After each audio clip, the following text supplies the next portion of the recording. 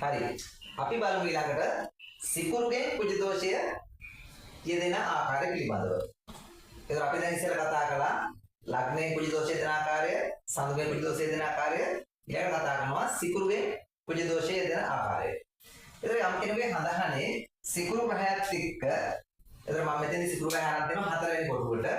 නමුත් ඔබගේ හඳහනේ සිකුරු ග්‍රහය 4 වෙනි කොටුවේ නෙමෙයි වෙනත් ස්ථානයක ඉන්න පුළුවන්. නමුත් ඒ ඉන්න තැන අනුව ඔබගේ හඳහනේ සිකුරු ග්‍රහය ඉන්න තැන අනුව සිකුරුත් එක්ක කුජ ග්‍රහය ඉන්නවා නම් සිකුරු ඉන්න කොටුවේම සොයන්න තියෙන කොටුවේ කුයන්න ඉන්නවා නම් අන්න එහෙනම් මේ කොටුවේ කුජ දෝෂය සිකුරුගේ කුජ දෝෂය සඳහන් වෙනවා.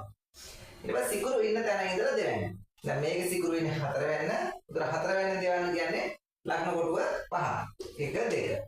එතන මේ ස්ථානයේ කුජ ග්‍රහය නැත්නම් කුයන්න සටහන් වෙනවා නම් ඔබේ හඳහනේ ඒත් ඔබට සිකුරුගෙන් මේ කුජ දෝෂය යෙදෙනවා. ඊට පස්සේ සිකුරු ඉන්න තැන ඉඳලා 4 වෙන්න. 1 2 3 4 නැත්නම් ලග්නෙන් නම් 7 වෙනි කොටුවේ මෙතන කුජ සටහන තියෙනවා නම් අන්න එම හඳහන් වලත් කුජ දෝෂය පවතිනවා. ඒත් එක්කම මේ සිකුරුත් එක්ක ඉන්න තැන ඉඳලා 7ක් ඉස්සරහින් 1 2 3 4 5 6 7.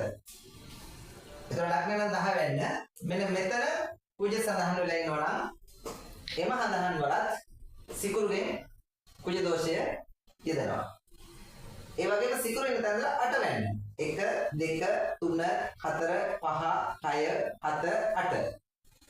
මෙන්න මෙතන කුජ සටහන් ඉන්නවා නම් ඔබේ කේන්ද්‍රයේ ඒත් සිකුරුගෙන් කුජ දෝෂය යෙදෙනවා.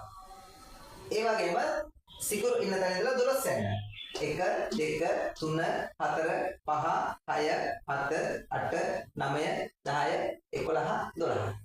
මෙන්න මෙතන කුජ සටහන් වෙනවා යම් කෙනෙක්ගේ කේන්ද්‍රයක අනේ සිකුරුගෙන් කුජ දෝෂය යෙදෙනවා. මෙන්න සිකුරු ඉන්න තැන ඉඳලා මෙන්න මේ කියන ස්ථාන 6 කුජ දෝෂය ඔබට පවතිනවා. දැන් මම උදාහරණයක් ගත්තේ සිකුරු ග්‍රහය 4 වෙන්නේ ඉන්නවා කියලා. නමුත් ඔබගේ කේන්ද්‍රයේ සිකුරු ග්‍රහය 4 වෙන්නේ නැතුව මේ වෙනත් ඕනෑම කොටුවක ඉන්න පුළුවන්. අන්නේ ඉන්න ස්ථානයේ ඉඳලා ඒ සිකුරු ග්‍රහය ඉන්න තැන ඉඳලා එයාත් එක්කම කුජ ඉන්නවා නම් ඒ කුජ දෝෂය තියෙනවා. එයාගෙන් දෙවැන්න, එයාගෙන් 4 වෙන්න, එයාගෙන් 7 වෙන්න, එයාගෙන් 8 වෙන්න, එයාගෙන් 12 වෙන්න කියන ස්ථාන 6 කුජ දෝෂය පවතිනවා. හරි අපි දැන් කතා කළා කුජ දෝෂය යෙදෙන ආකාර තුනක් පිළිබඳව. ලග්නයේ කුජ දෝෂය යෙදෙන ආකාරය කතා කළා. සඳුගෙන් කුජ දෝෂය යෙදෙන ආකාරය කතා කළා. සිකුරුගෙන් කුජ දෝෂය යෙදෙන ආකාරය කතා කළා. එතකොට මේක ක්‍රමයකදී ස්ථාන 6කදී කුජ දෝෂය යෙදෙනවා. ඒතර මේ ස්ථාන තුනේදී 18 ආකාරයකට කුජ දෝෂය යෙදෙනවා. ඒතර ඔබගේ හඳහනේ මේ කුමන ආකාරකින් හෝ කුජ දෝෂයේදී ඇත්ත කියලා බලා ගන්න ඔබට දැන් පැහැදිලි වෙනවා. එතකොට මේ කුජ දෝෂය භංග වෙන්නේ කොහොමද? කුජ දෝෂයට කුජ දෝෂයක් වෙන හඳහන ගලපගන්නේ කොහොමද කියන එක අපි ඉදිරියේදී සාකච්ඡා කරනවා.